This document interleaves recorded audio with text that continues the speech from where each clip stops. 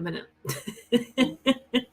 Okay, so here we are live on Kelly Swingler's StreamYard, which is quite exciting. It turns out that I'm not Kelly, I'm Michelle Hartley, and I'm joined today by Amy Wilkinson for our second day of the BIG Burnout Conversation. So thank you for joining us, Amy. I'm genuinely really excited. It sounds weird, doesn't it, to be excited about a burnout week? And I feel wrong about that, but I'm excited to share learns, get it all out into the world, help other people.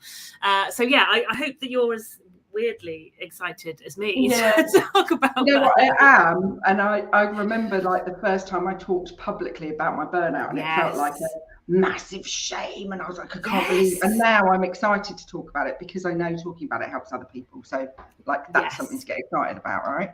Yeah, I totally get that. Isn't that weird? Yeah, I was the same. And when I joined Kelly on last year's conversation that she did, which is called This is Burnout, that was my first mega public time of talking about burnout. And I was the same. I was a bit I don't know what to say. I feel a bit funny. But I got such lovely, supportive, commentary and people who felt seen at the same time, which is then why we thought this week's got to be done again, because if one person feels more seen, more accepted, more safe from hearing our conversations, then it was worth it, wasn't it? So absolutely. So we've just had pre-hitting the big red button, we just had a bit of a connection moment about working in the food industry, so that's quite fun. I feel like that's a nice bonding moment. We did, and I was saying, wasn't I, that it's very rare that I come across people that know what I mean when I say food industry, and you started talking about machinery, and I was like, yes. Restaurants, I mean food manufacturers where the stuff from the supermarket comes from. Yes. That's been my life basically for the last 25 years anyway. So, love it. I'm still a fan, although it's such a stressful, high pressure, difficult environment, isn't it? But I'm still such a fan of the food industry, energy, mentality, the drive, all of that stuff. I still love that, although I don't know that I could do it anymore. I love it. I've still got a small place in my heart. Yeah, and that's the thing. It's the sort of industry that you do go into if you don't stay in if you're not into thriving on the pressure. It's just when that pressure starts to tip over into stress that it starts to become an issue. Exactly. So we're going to talk about a couple of things today. So we're going to talk about your experiences of burnout, so some of those physical and mental kind of symptoms that you experienced during your period of burnout, but also we're going to talk a little bit about some of the resilience workshops you run, and and how you now help other people who are experiencing similar things that we've both experienced in our kind of working lives. So I think probably let's hand over to you. Let's do an introduction. Tell me a bit about you, what you do, and then start with your beautiful burnout story. I always talk about burning out is you're a phoenix, aren't you, coming out of the ashes? I feel like we're all in this phoenix place, so we're now coming out of the ashes of burnout. That's a really good point. It is, and it's funny, isn't it? Because I can look back now and I can see it as a pivotal moment, a reset moment in my life. But at the time, it felt like the end of the world. So absolutely. So just a little bit about me. So you've mentioned that I've worked in the food industry for the last 25 years. But 3 years ago, I became a coach, and I mainly support women in the food industry. It's not just women because it's obviously not made full up of women, but I do a lot of stuff that I now realise all relates back to the lessons that I had from burnout. So I do things like communication skills workshops, I do resilience workshops, I do stuff around confidence and imposter syndrome, because that is the melting pot of all the things that I now know and ended me up where I ended up. So that's me and what I do. And, like I say, I absolutely love working in the food industry, but it's flipping hard work, and it properly nearly broke me. And it still does sometimes. I was thinking last week, I was feeling, and I'm much more aware of symptoms and signs of stress now than I was. And they were starting to bubble up, and I was looking in my diary and I was like, I'm going to have to start cancelling things. And when I was like, what can I cancel? I was like, I might have to cancel the burnout thing. And I'm like, the irony. I'm getting coming up. But actually what I did was put in place all the learnings of what I've learned and didn't burn out again. So my lovely burnout story, as you say. So it is almost my burniversary, as I call it. Ooh, I'm stealing that word. It's you can steal it, it's fine. It was January, February time, so it was this time of year. And it was 12 years ago, the start of it, really. So I would say that I was in, I was in a senior position in the food industry. It's really, really fast paced. And I was working on a produce category, which, like, for non-foodie people, like, it's like one of the most stressful things you can do, because you constantly, people always laugh when I tell these stories, like pineapples are stuck in ports and they don't fit in the machines, and it all seems like everybody else, like, why is that a problem? But actually it's really freaking stressful. Sorry, I'm really trying not to swear because I'm very sweary. Same. Oh my god, I'm so glad you said that. If you swear, I'll swear in unison, so don't worry about dropping a swear. Okay, that's right, because I really, well, and that's a food manufacturing thing as well.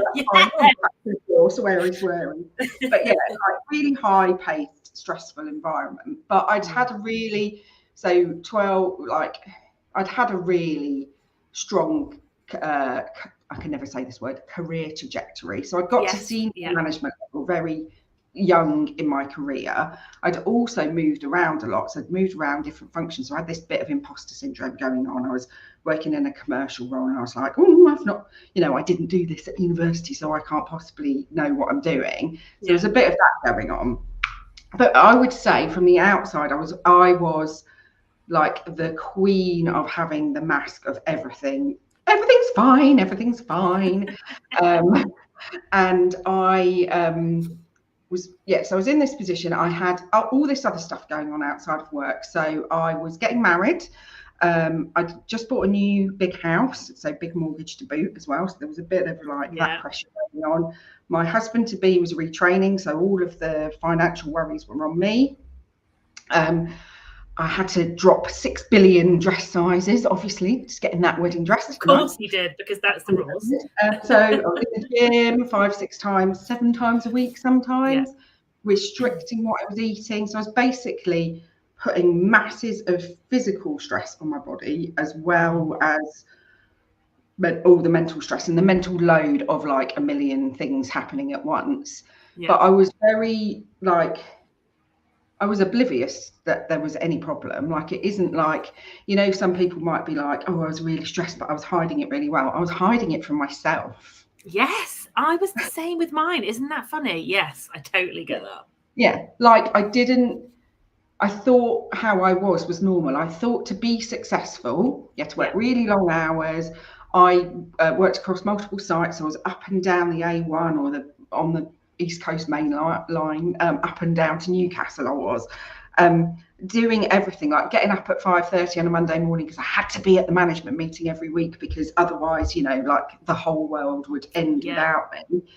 So there was all of these different elements, and actually also it wasn't just like what you would deem negative stress. Obviously, planning a wedding is stressful, but it's positive stress. But I also had really active social life, and not necessarily like I was already in my 30s by that point. So I wasn't like, going out on the lash, but I was entertaining friends every night of the week, and, always busy. And I just thought it was normal. Like, I just thought people that needed downtime were losers, right? Yeah. I wasn't quite that harsh, but, I did. I just thought it was normal. And I was also on top. So there was almost like that. There was the workload, there was the mental load of positive stuff going on.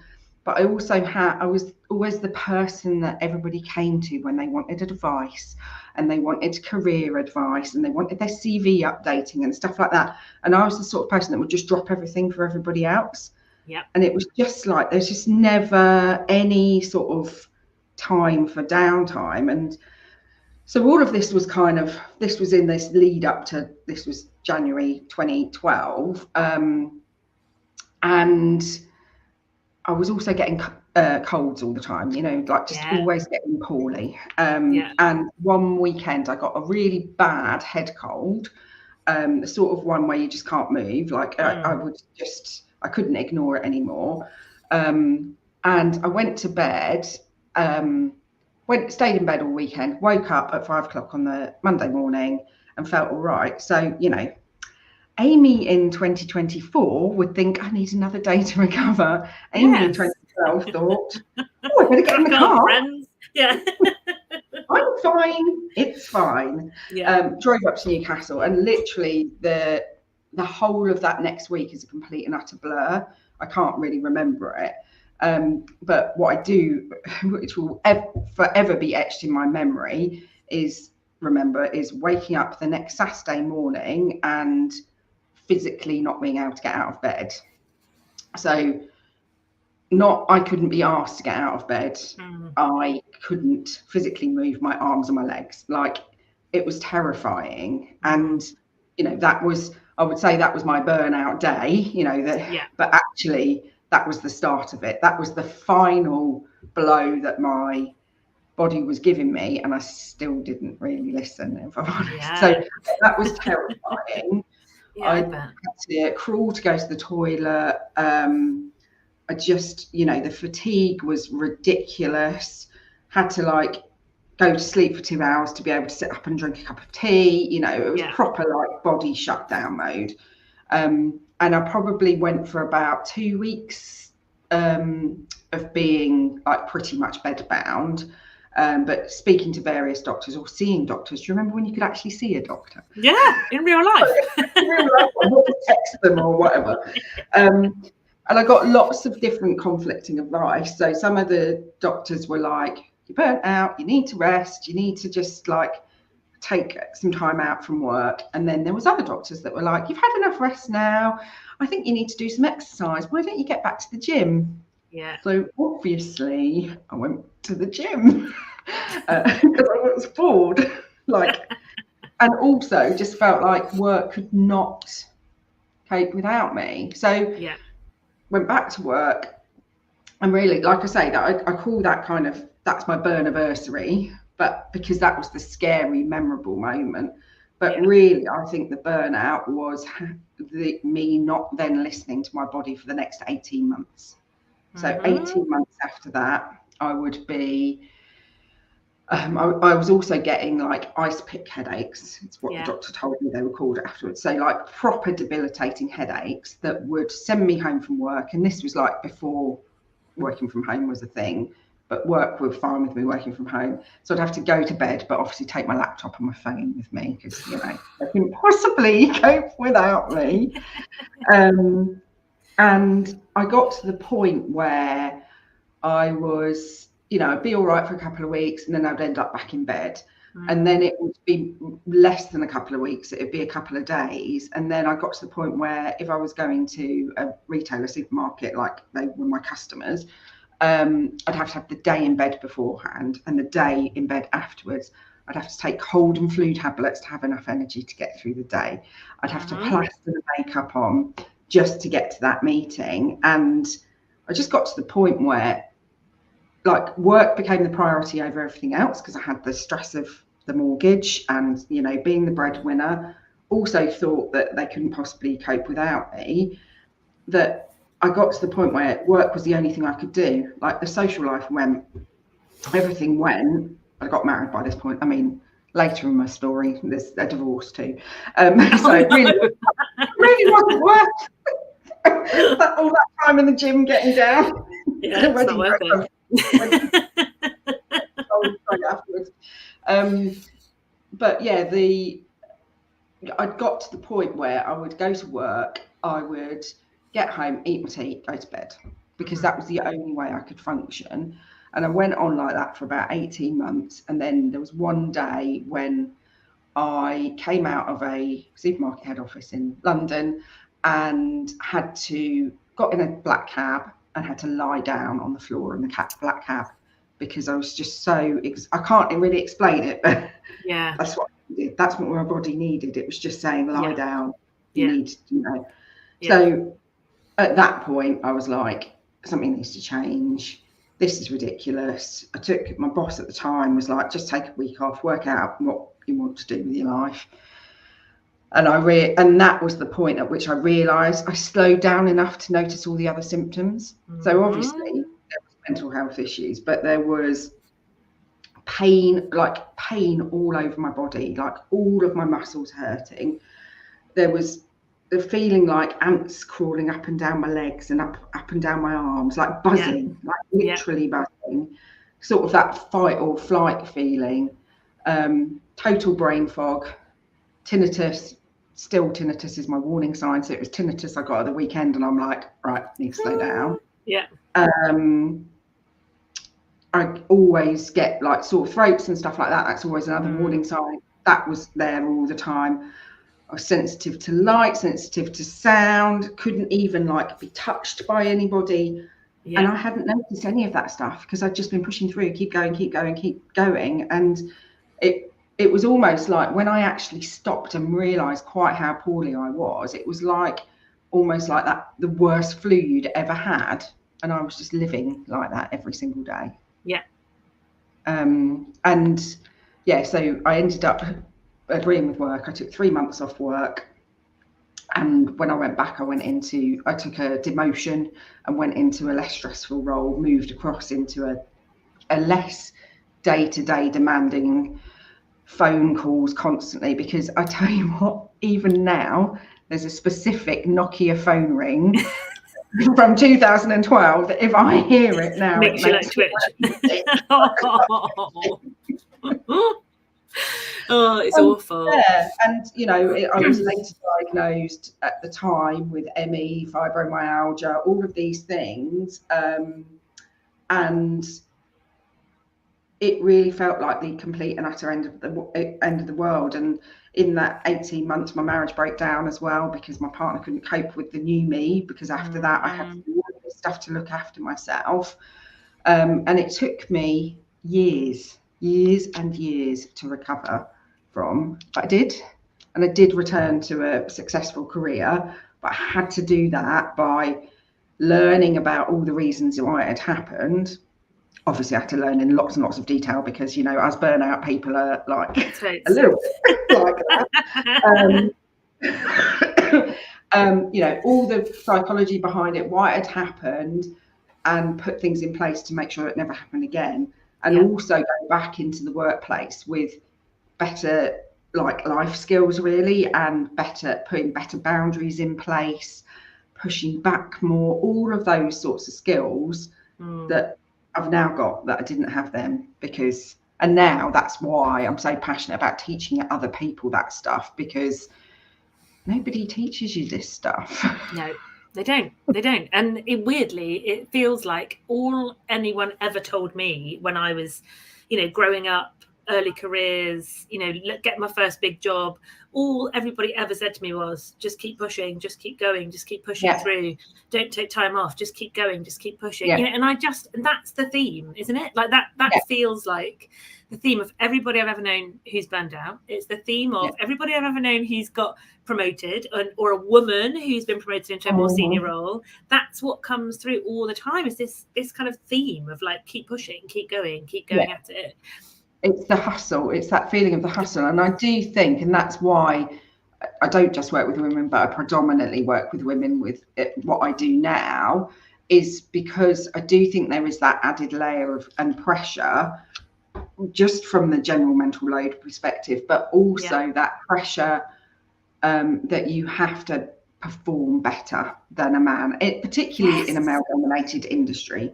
Yeah, you have to prove yourself more. And how do you do that? You do that by hustling more, right? Yeah, totally.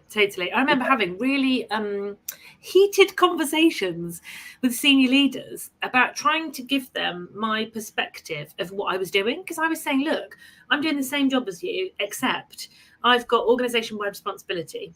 And when I go home, there isn't a wife that's made my dinner that doesn't work. There isn't anybody who cooks, cleans, looks after my house, sorts out the pets, pays the bills, buys the family's birthday presents. I don't have that. So when I go home, all of that domestic responsibility sits with me. And we honestly, I think it went on for weeks, this conversation with this male dominated SLT, where I was like trying to say, hang on a minute, you go home and you get this. I go home and I do this. Like, and they couldn't get their heads around that they were being supported by a stay-at-home partner that I just didn't have. They couldn't kind of compute that at all, which was just fascinating. Yeah, and also that reminder, and that's one of the things when I do resilience workshops and stuff, because I think because I do a lot, you know, within businesses and corporate stuff, people are like feel like they've, and I think I was a bit like that. I was like, oh, this is work me and this is home me, but we're just one me, right? Like you, and that stress bucket, it doesn't matter where it's being filled from. The fact is that it's being filled. And the more it's filled outside of work, the harder it is to perform inside of work. Or there is that element of as well. They say, don't they, if you need a job doing, give it to a busy person. And I think that's that burnout thing, isn't it? Because you're just on this, like, you know, I've got a million things to do. Oh, right, I can get it done. But never taking that time to take a breath and just step back and think, well, is this what I want to do with my life? And, you know, am I going to burn out if I continue doing this? Yeah, I completely agree. Do you find now, you know, now that you're 2024, Amy, do you find even now that you still, I mean, I know we've talked about, you know, catching symptoms and stuff, but do you find even now you end up in that cycle still? Because personally, for me, I'm 5 years burniversary in. For me, I still end up in that cycle. And it's only when I kind of just, like you say, take a breath, take a step back, one moment that makes me go, oh, hang on a minute, that's a palpitation. I don't get those anymore. Oh, hang on, I need to rein that back in. Like, do you still find yourself in those like cyclical moments of kind of catching yourself again? Yeah, I do. Not as much, and I'm a lot better at catching them a lot sooner. And the other thing that I've done is got the support network around me is better. So I have not quite my husband. We tried to get married in 2020, but we haven't got around to it again now. But, you know, he's got my back. It sees it coming. I've got a much better support network that help me see it themselves. But absolutely, I think if it is your type, it's a lifelong battle to not go back there. It's not like I'm some Zen robot that goes, you know, remembers to meditate every morning and does this, that, and the other. I do go through cycles, and I think I hear a lot of people that when they talk about their burnout, it is this kind of time of women. It is this kind of time of year, because I found it in the lead up to Christmas. I was like, and I think everyone's a bit like this. I've just got to get to Christmas. And the mental load is 6 times bigger, and all of that. And then you get back to work in January. I've noticed this, that it's more the men that have said this to me than the women. How was your break? I'm like, a break? Oh, I've been making the perfect magical. It was not a break. So I do think there's certain times of year or certain things that can trigger it more for me. So that, you know, when I look back then, there was the money worry. It was you know, I had a big house, I had a big mortgage. And when I set up this business 3 years ago, for the first year, you know, you are having to hustle and worry about money. And I can still see that, you know, that there's a feast or famine thing that comes with being self-employed that can perpetuate that burnout cycle. Yeah, definitely. But I just constantly, I sort of have to have those other like spotters around me going, Amy, it's coming again, slow down. Yeah, that is such a good point. And I'm the same. I have like friends and family who'll be like, are you sure you should do 3 weekends in a row? And I'm like, oh, okay, that's fine. And so, you're right, having that village. Yeah. And the thing is, when I feel like and look back at how far I've come, because the fact that I'm even in a position again now to be able to book myself up, because for years I used to have to cancel plans all the time because I physically couldn't do it, because I'd burnt myself out so badly that I have to put those prevention things in. So we have like a weekend a month that has to be completely clear of anything, you know. It's just things like that. It's things that are just part of who I am now, that is the opposite of who I was then. I wouldn't entertain people on a weeknight now. Like, what? I'm not going in my house. I'm in my pajamas as soon as I get through the door. You're so the same as me. That's hilarious. If there was something you could, so if there was a message you could give to 2011 Amy, so the year before you had that kind of burnout moment, what message would you give? Apart from don't marry him, but we'll put that one to one side. I think it would be something about, you do not have to be perfect at everything. Because I think that was the big thing for me, and I think that links to that imposter syndrome, that feeling of I've got to be amazing at everything, at being a wife, at being a commercial manager, you know, all of those different things. And you don't have to be.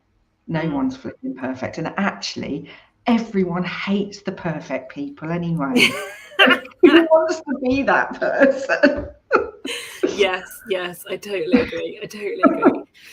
And what message would you give now to, and I'm sure you do this constantly in your coaching, but what message would you give now to the Big Burnout Conversation kind of audience? What kinds of things would you say? So what things would you have wanted to hear, you know, when you were in that moment? What messages would you like to put out into the Big Burnout Conversation?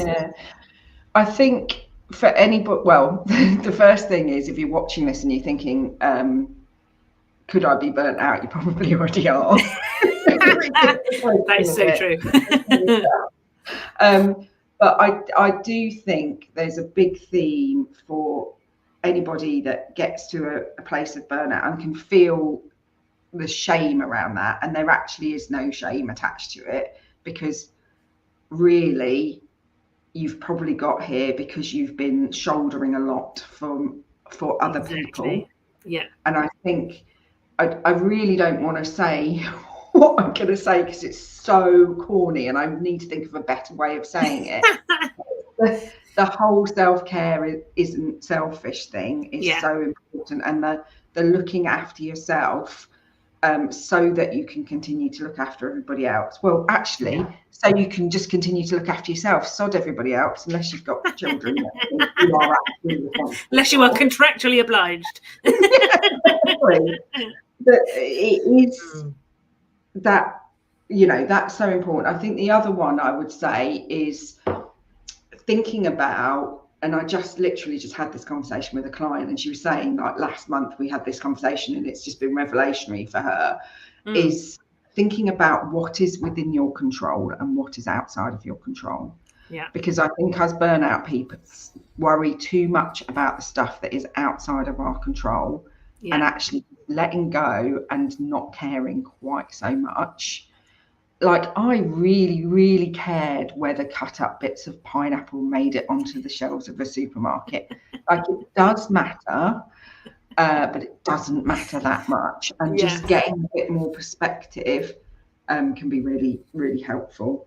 And I think the other one, if people are in, whether the burnout, you know, burnout as a term is very much attached to work, but I think when I became a mum, there was a whole different kind of burnout. So whatever the thing is, I think having that ability to push back, whether that's at work, you know, push back to an influence, whether it's at home and going, you need to do the bloody dishwasher, it's not mine. In whatever context it is, being able to have more self-worth to push back on things is a really important part of avoiding burnout. I think that's a really good point. And I think one of the things that I talk about a lot in terms of my burnout experience is I often felt like I even had to show up perfectly in recovery. So I even had to do recovery perfectly. Thank you very much. So I had to make sure that I was engaged with Doc Health, and I had to have all these meetings, and I had to do all the hours, and I had to do it all to the letter. But actually, I think the thing that really stuck with me was doing like micro things. So if the big, sexy, hot bubble bath feels too much, go and put your toner on your face. Or if it feels too much to wash your hair, do a bit of dry shampoo. Like, do the small things that will make you feel better, because all of those things add up. And by the end of the week, you'll be 7% better than you were when you started. So 1% better is still better, and you don't have to show up perfectly for yourself. You just have to show up, right? Yeah. And I do think when you're in those deep dark, I've sort of forgotten how bad it is when you're in that deep dark bit. But it is, you have to strip right back to basics. And, I'm making a silly quip about meditation, but actually things like mindfulness, things like that really did help me. I remember, because I engaged a health coach at the time, and she wanted me to try mindfulness, and she wanted me to have Epsom salt baths. And I was like, I haven't got time for either of those things. So I had to do them at the same time. I was like, well, I will have a bath if you let me meditate while I'm in the bath. I love that. High performance meditation. Thank you. You only have this much time to do it. But that's because you're so wired. So it really is about calming down that nervous system and really starting to think about what are the things that are going to get your body into more of that rest and digest kind of space. Yeah, I completely agree. And even that, it's so funny you said about the meditation, because I had the same. Someone's like, why don't you try meditation? And I was like, because I can't. My brain doesn't switch off. And I remember sitting there, and the only thing I could do was to sit and listen to like forest sounds on Spotify. And that was all I could do, because I was like, I can't do any like omming. I need to like move. I can't wear like yoga clothes. So I just listened to like forest sounds. And even now, I still find that really soothing. Like even now, it's obviously done something. It's connected to me deep inside now, but something really soothing about just forest sounds. And if that's that thing about 1% better and not having to be perfect, isn't it? Like old Michelle would have been like, oh no, I'll listen to all the meditation things and I'll learn all about meditation. I'll be a meditation teacher, thank you. Well, I've got a friend that did do exactly that, but that's always the way. So, Amy, how can people get hold of you? So people that will have seen this live will see this recording. How can people get hold of you? What's the best way to get you? Probably LinkedIn, because even though I'd love to be a social media detox person, I have actually deleted LinkedIn off my phone because that's one of my things. I am absolutely addicted to it. So I'm usually there. It might take a little bit longer. Not on my phone at the moment, but just Amy Wilkinson. If you put Amy Wilkinson coaching, I'll come up. You will hear. Fabulous. Thank you. Well, thank you so much for joining Kelly and I on the Big Burnout Conversation. The time has just absolutely flown. I don't know where that time has gone. It's been wonderful getting to know you more, and thank you so much for your shares. It's fascinating to hear another senior leadership food industry woman having similar experiences. So thank you for validating mine, if nothing else. That's what I've got from today. For knowing what the food industry is. You're so welcome. Thank you so much, Amy. I will end our live. The live takes a little minute to finish. So what I was thinking is we'll just jazz hands it until the live is gone. So thank you, everybody. It's been lovely to see you. Jazz hands till the end.